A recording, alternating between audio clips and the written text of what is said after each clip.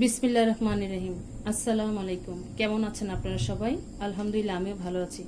আজকে আপনাদের মাঝে আমি নিয়ে আসছি কিমা পটল। তো কিমা পটল তৈরি করতে যা যা লাগবে, আমি এখানে কিমা প্রায় 150 গ্রামের মতন কিমা হবে, গরুর মাংসের কিমা। আমি এখানে একটু রান্না করে নিয়েছি। ভিডিওটা লম্বা হয়ে যাবে দেখে আমি পটল আর কিমাটা আপনাদের সামনে রেডি করে দেখাচ্ছি। তো এখানে কিমাটা আমি রান্না করেছি একটু আদা রসুন বাটা, সামান্য একটু গোলমরিচের গুঁড়ো, কালো গোলমরিচের গুঁড়ো পরিমাণ করে দিয়েছি, আদা রসুন বাটা, সামান্য একটু জিরার গুঁড়ো, আর হচ্ছে পেঁয়াজ কুচি, কাঁচামরিচ কুচি, এগুলো দিয়ে হালকা একটু মশলা দিয়ে, সামান্য হলুদ গুঁড়ো, মরিচ গুঁড়ো দিয়ে একটু একটু রান্না করে নিয়েছি।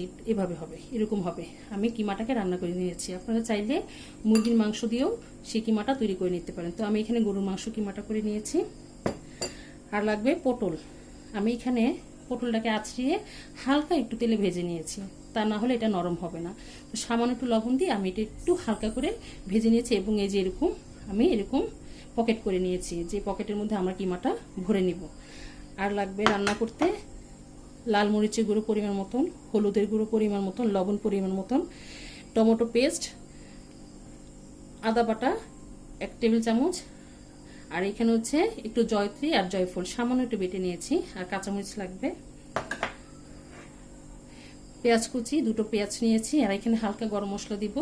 যেহেতু আমার রান্না করার মধ্যে গরম মশলা গুঁড়োগুলো দেওয়া আছে, সেজন্য আমি অল্প করে দিয়ে নেব। আর হচ্ছে এখানে 1 টেবিল চামচ পরিমাণ ধনিয়ার গুঁড়ো আর আধা চামচ পরিমাণ জিরার গুঁড়ো। তাহলে চলুন আমরা রান্না চলে যাই।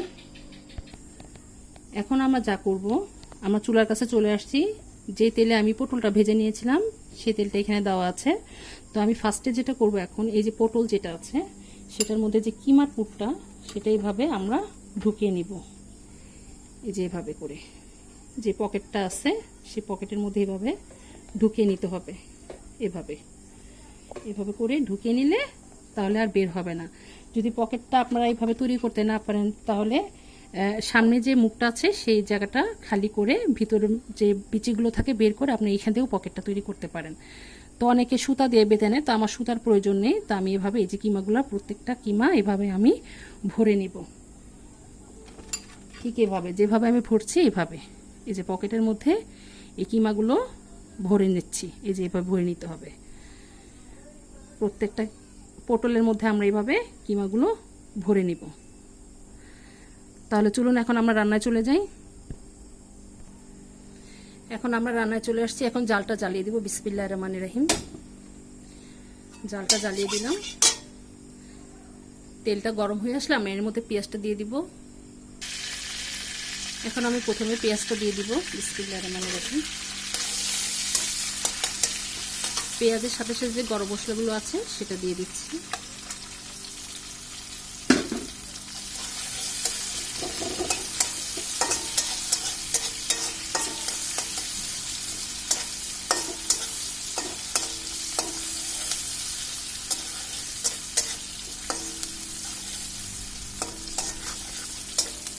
সামান্য একটু ব্রাউন কালার হয়ে আসলে তারপরে এর মধ্যে আমি সামান্য একটু পানি দিয়ে দিব মশলা কষানোর জন্য।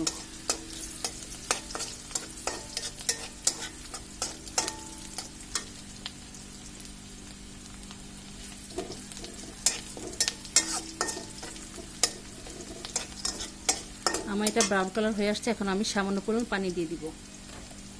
বিসমিল্লাহির রহমানির রহিম।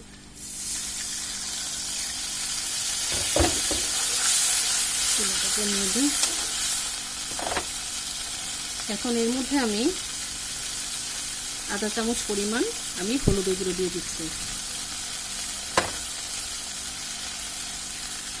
লাল মরিচের গুঁড়ো দিচ্ছি 1 চামচ ভরে।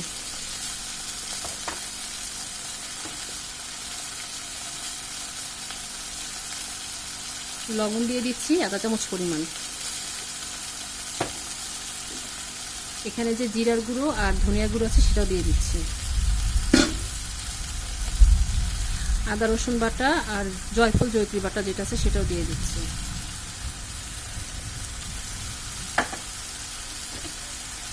টমেটো পেস্ট যেটা সেটাও দিয়ে দিচ্ছি।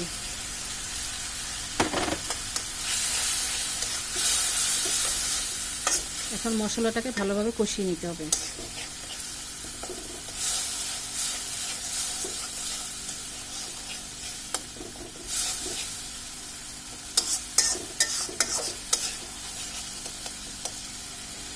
মশলা যত কষানো হবে তরকারির টেস্ট তত ভালো আসে।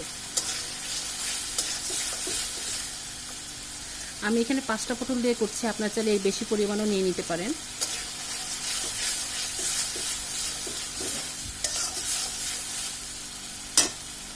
আমার মশলাটা কষানো হয়ে গিয়েছে, এখন আমি এর মধ্যে পরিমাণ মতন পানিটা দিয়ে দিব।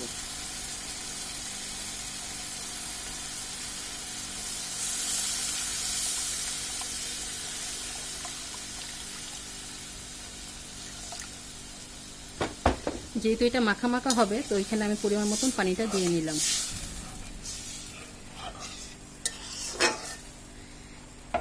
এখন আমি যে পটলগুলো পকেটের মধ্যে কিমাগুলো ভরে রেখেছিলাম সেটা এখন এর মধ্যে আমরা এটাকে দিয়ে দিব। বিসমিল্লাহির রহমানির রহিম।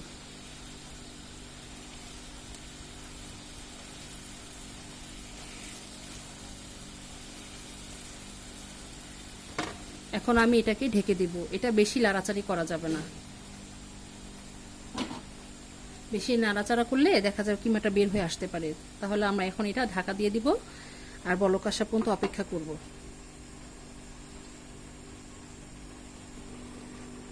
এখন ঢাকনাটা খুলে দেখব বলক আসছে কিনা। মাশাআল্লাহ করে আমাদের তরকারিটা বলক চলে আসছে। এখন আমি এটাকে আর নাড়াচাড়া করব না, শুধু একটু এরকম ঘুরিয়ে দিচ্ছি যেন মশলাগুলো পটলের মধ্যে ঢুকে। এখন আমি মিডিয়াম আঁচ করে দিব। মিডিয়াম আঁচে এখন আমি 15 মিনিটের মতন রেখে এটাকে রান্না করে নিব যেন পটলটা নরম হয়ে যায়। আবার ঢেকে দিই। আমরা 15 মিনিট পর ফিরে আসছি। আমরা 15 মিনিট পর ফিরে আসলাম। এখন দেখি এটা কি অবস্থায় আছে। মাশাআল্লাহ মাখা মাখা হয়ে আসতেছে। এখন আমি এর মধ্যে যে 2টো কাঁচামরিচ আছে সেটা দিয়ে দিব।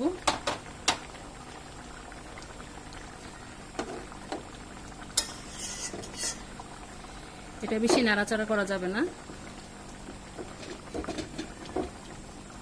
মাখা মাখা হয়ে আসছে। আর 5 মিনিট রেখে তারপর আমরা এটাকে নামিয়ে ফেলবো। আর 5 মিনিট অপেক্ষা করি। আমাদের 5 মিনিট হয়ে গিয়েছে। এখন আবার ঢাকনাটা খুলে দেখব। মাশাআল্লাহ করে এই যে দেখুন মাখা মাখা হয়ে আসছে। নামিয়ে দিলে আরও মাখা মাখা হয়ে যাবে। এরকম গ্রেভি রেখে নামালে এটা ভাতের সাথে খেতে ভালো লাগবে। তো আমি আর টানাবো না, যেহেতু আস্তে আস্তে এর মধ্যে তেলটা ছেড়ে আসছে। এই দেখুন সাইড দিয়ে তেলটা ছেড়ে আসছে। আমাদের রান্নাটা কমপ্লিট। তাহলে চুলাটা বন্ধ করে দিই, চলুন আমরা পরিবেশন চলে যাই। তৈরি হয়ে গেল আমাদের কিমা পটল। মাশাআল্লাহ আলহামদুলিল্লাহ দেখুন মাশাআল্লাহ দেখতে খুব ভালো লাগছে। মাশাআল্লাহ করে এটা খেতে ভীষণ মজা। আপনারা বাসায় একবার হলেও ট্রাই করবেন, ইনশাল্লাহ আপনাদেরটা আমার যেতে ভালো হবে। তো আপনারা এইভাবে তৈরি করে দেখবেন। ভাতের সাথে পোলাওর সাথে এটা খেতে ভীষণ মজা লাগে, কিন্তু একটু ঝোল ঝোল রাখবেন, এরকম মাখা গ্রেভি রাখবেন, তাহলে খেতে ভালো লাগবে। তো আমার এই রেসিপিটা কেমন হয়েছে আমাদেরকে অবশ্যই কমেন্ট করে জানাবেন। আর আমার জন্য অবশ্যই লাইক এবং শেয়ার করতে অবশ্যই ভুলবেন না। আর সাবস্ক্রাইব অবশ্যই করে দিবেন। আর আজ এই পর্যন্তই। তো আপনারা যে যেখানে আছেন ভালো থাকেন, সুস্থ থাকেন। আল্লাহ হাফেজ।